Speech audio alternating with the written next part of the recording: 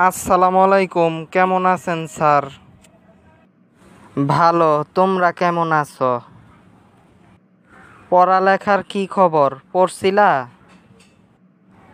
ভালো আছি, জি স্যার, পড়ছিলাম। আচ্ছা, আলু ভর্তা কিভাবে বানায় বলো।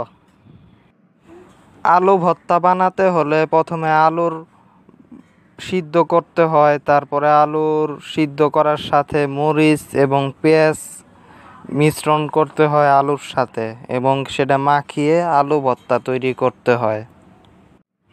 গুড। এবার রহিম, তুমি বলো কিভাবে ডিম ভাজতে হয়। পেঁয়াজ মরিচের সাথে ডিম ভেঙে মিশ্রণ করে গরম তেলে ছেড়ে দিলেই ডিম ভাজা হয়ে যায়। গুড। আজকের মতো তোমাদের ছুটি। কিরে দোস্ত, আজকে তো ছুটি হইল, চল একটু ঘুরতে যাই। কোথায় যামু বল? না থাক, বাবা বকা দিব বাসায় দেরি করে গেলে। তোর বাবাকে বলবি বন্ধুর বাসায় গেছিলাম, চল একটু পার্কে যায় ঘুরে আসি আজকে। এত দেরি কোথায় ছিলা রহিম? বাবা, আসলে বন্ধুর বাসায় ছিলাম। এতক্ষণ পর্যন্ত বন্ধুর বাসায়? পড়ালেখা তো গোল্লায় যাচ্ছে। কি পড়াইছে ক্লাসে স্যারে? ক্লাসে স্যার আলু ভর্তার ডিম ভাজার পড়া দিছিল, এগুলিই পড়াইছে।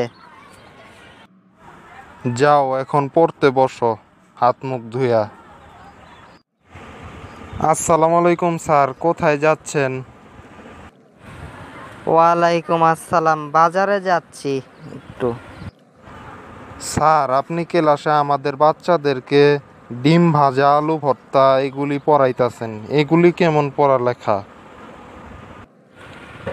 কি আর করার বলেন, এখন তো সরকার পাঠ্য বইয়ে এগুলি সিলেবাস হিসেবে দিছে, এর জন্যই আমাদেরকে পড়াইতে হয়।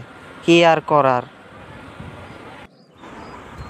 হাই রে পড়ালেখা, পোলাপাইনের ভবিষ্যৎ নষ্ট করার লেগেই এই সিলেবাস। পোলাপাইন রে তো এইসব পড়লে কাজের বুয়া হইতে হইব ভবিষ্যতে। ইস, আফসোস।